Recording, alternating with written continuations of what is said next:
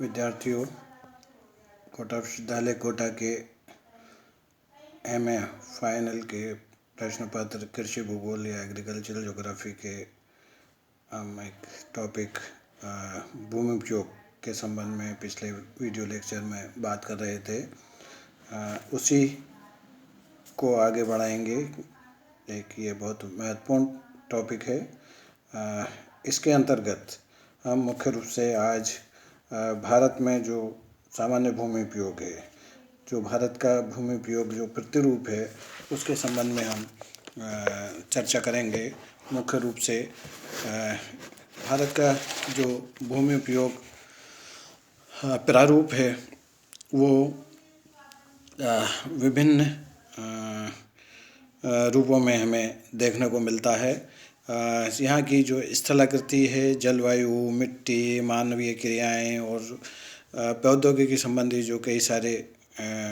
पक्ष हैं, उनको ध्यान में रखते हुए यहाँ का भूमि उपयोग पर मुख्य रूप से बात करेंगे। एक तरफ हम बात करें कि अंडमान निकोबार द्वीपों, मिजोरम और अरुणाचल में जहाँ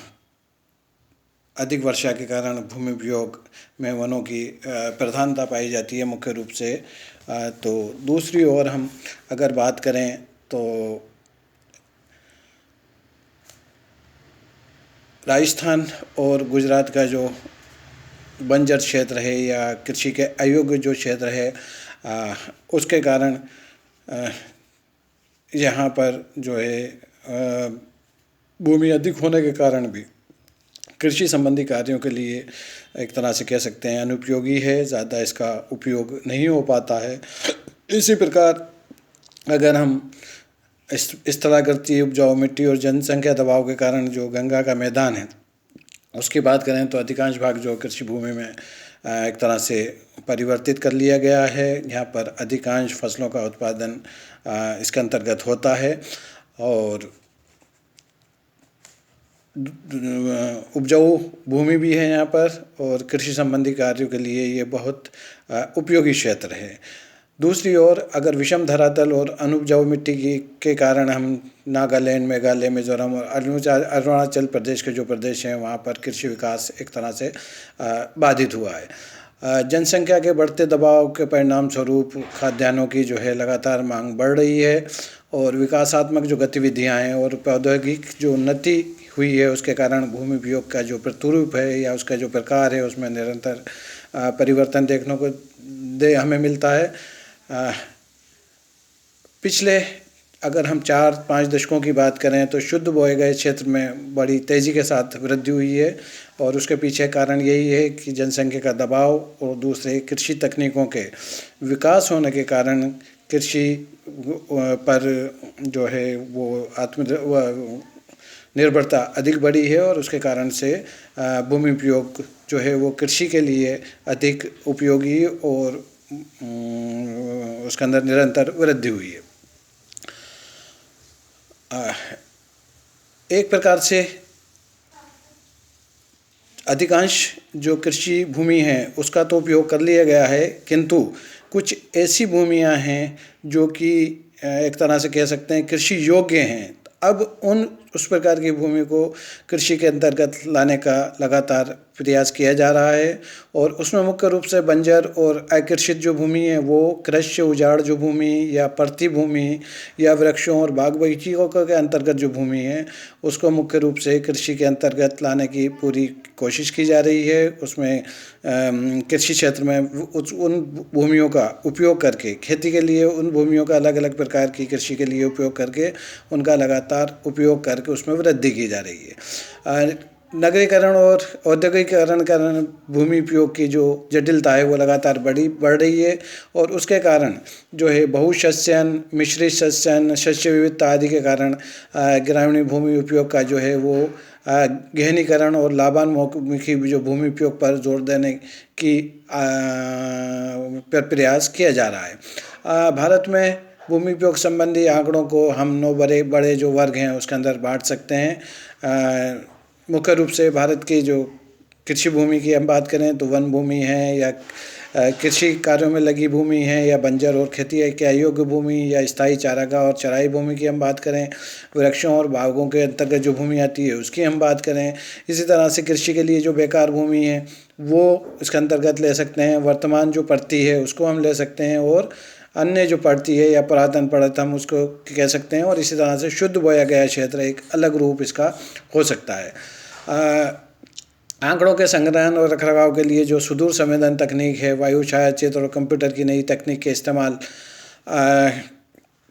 की जहां आज आवश्यकता है, वहीं नगरीय उपयोग, औद्योगिक उपयोग, परिवहन और संचार उपयोग, लवणीय और शहरी भूमि जो है, मृदा अपरदनग्रस्त भूमि, बाढ़ और सूखा प्रभावित जो भूमि है, उससे के नए वर्गों को बनाने की आवश्यकता महसूस की जाने लगी है। अगर हम भारत के कुल भूमि उपयोग की बात करें तो भारत के जो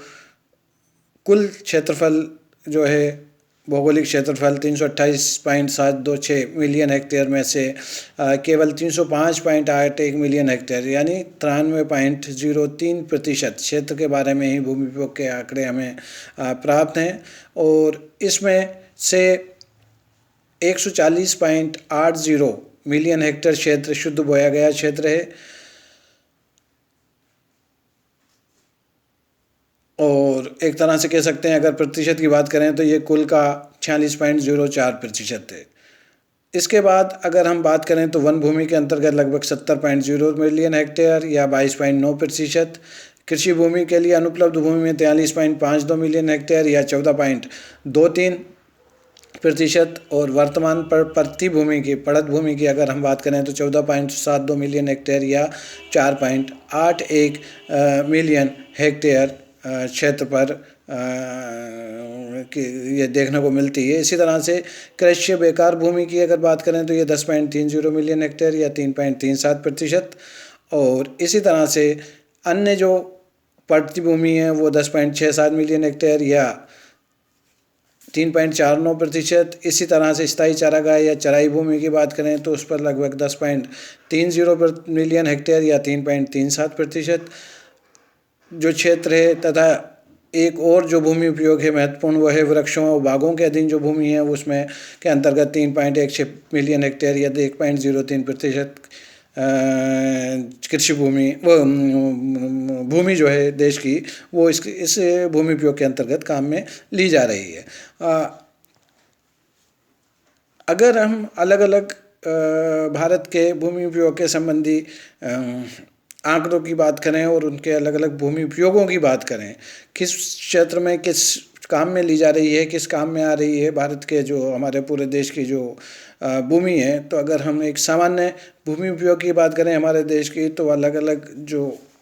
भूमि के प्रकार हैं, किस किस क्षेत्र में काम में ली जा रही है, उसमें सबसे पहले हम कह सकते हैं जो सबसे महत्वपूर्ण उपयोग है भूमि का वो है शुद्ध बोया गया क्षेत्र, या जिसे हम इंग्लिश में net sown area net area sown भी कहते हैं, उसको हम सबसे पहले लेते हैं।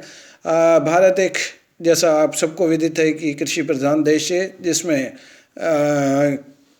शुद्ध बोए गए क्षेत्र का विशेष महत्व है। विश्व में इसका औसत 32% है, जबकि संयुक्त राज्य अमेरिका में 40%, पूर्वी सोवियत संघ में 27.4% और ब्राज़ील में 16.1% और कनाडा में 6.4% क्षेत्र इसके अधीन पाया जाता है। जबकि भारत की अगर हम बात करें तो इसका औसत 45.95% है। अगर हम 2013-14 के आंकड़ों की बात करें, भारत में प्रति हेक्टेयर कृषि भूमि पर 8 व्यक्तियों का गुजारा होता है, जबकि यूनाइटेड किंगडम में ये संख्या 7, बेल्जियम में 11, जर्मनी में 14, नीदरलैंड में 14 और जापान में 17 है। लेकिन जनसंख्या के वृहत आकार के कारण भारत में प्रति व्यक्ति जो कृषि भूमि का जो औसत है वो केवल 0.13 हेक्टेयर है, जबकि संयुक्त राज्य अमेरिका में 0.88 हेक्टेयर, अर्जेंटीना में 1.25 हेक्टेयर और कनाडा में 2.12 हेक्टेयर है, और ऑस्ट्रेलिया में ये 3.39 हेक्टेयर पाया जाता है। तो इससे स्पष्ट है कि हमारे यहाँ जो है वो प्रति व्यक्ति जो भूमि का कृषि भूमि का जो औसत है वो बहुत कम है। अगर हम 6-7 दशकों की बात करें तो शुद्ध बोए गए क्षेत्र के क्षेत्रफल में तीव्र वृद्धि देखने को मिली है। और उसके पीछे जैसा कि मैंने आपको पहले बताया कि जनसंख्या वृद्धि, नगरीकरण, ये ऐसे अनेक कारण हैं जिनके कारण इसमें लगातार वृद्धि हो रही है।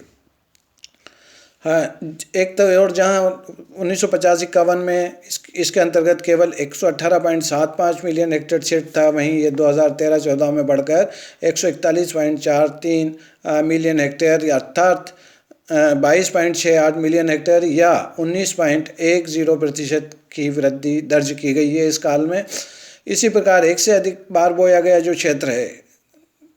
डबल क्रॉप्ड एरिया की बात अगर हम करें तो तेज़ी से ये भी बढ़ रहा है। 1950-51 के 13.14 मिलियन हेक्टेयर से 2013-14 में ये 59.43 मिलियन हेक्टेयर पहुंच गया। और पिछले 63 वर्षों में या 6 दशकों की बात करें हम तो इसमें 352.28% की वृद्धि हुई है। इसी प्रकार जो कुल बोया गया जो क्षेत्र है वो 1950-51 में 131.89 मिलियन हेक्टेयर था, जो बढ़कर 2013-14 में 200.86 मिलियन हेक्टेयर या इसकी वृद्धि की बात करें तो लगभग 52.2% वृद्धि हुई है। हाँ, शुद्ध जो बोया गया क्षेत्र की वृद्धि जो हुई है वो मुख्य रूप से जिन भूमियों पर हुई है, जिस भूमि उपयोग से इसके अंतर्गत लिया गया है कृषि भूमि के अंतर्गत, उसमें हम कह सकते हैं कि ये वृद्धि मुख्य रूप से बंजर भूमि, अकृष्य भूमि, कृष्य बेकार भूमि या परती भूमि और बाग बगीचों के जो क्षेत्र थे उनके कृषि के विस्तार से हुई है। वहीं द्विफसली फसलों की जो बढ़ोतरी हुई है उसका जो प्रमुख कारण है उसमें हम कह सकते हैं कि सिंचाई तो सबसे मुख्य कारण रहा ही है। उसके साथ साथ अच्छे खाद और बीज का जो उपलब्धता है और नई जो विज्ञान और तकनीकी का जो विकास हुआ है उसके कारण इसमें बहुत अधिक हमें वृद्धि देखने को मिला है। अगर हम स्थानीय तौर पर बात करें तो पंजाब, हरियाणा,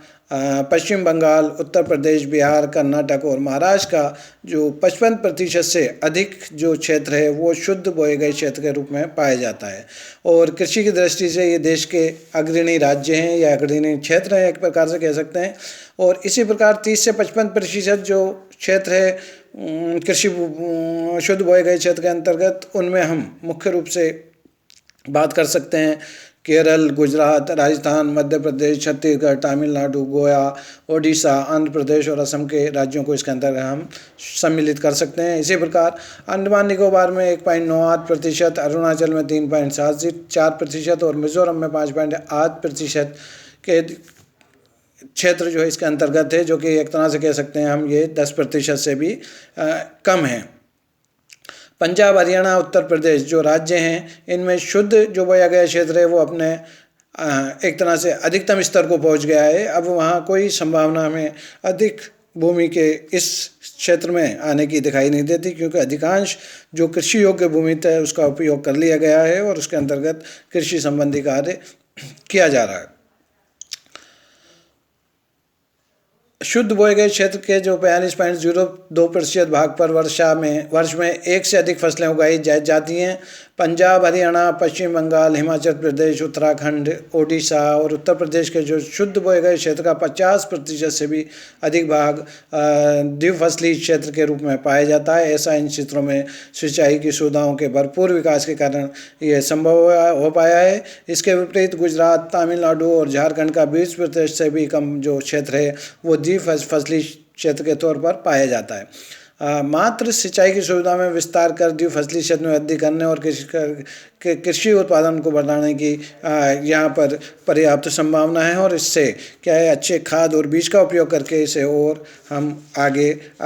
बड़ी आसानी के साथ बढ़ा सकते हैं। इसको हम कंटिन्यू करेंगे अगले लेक्चर में।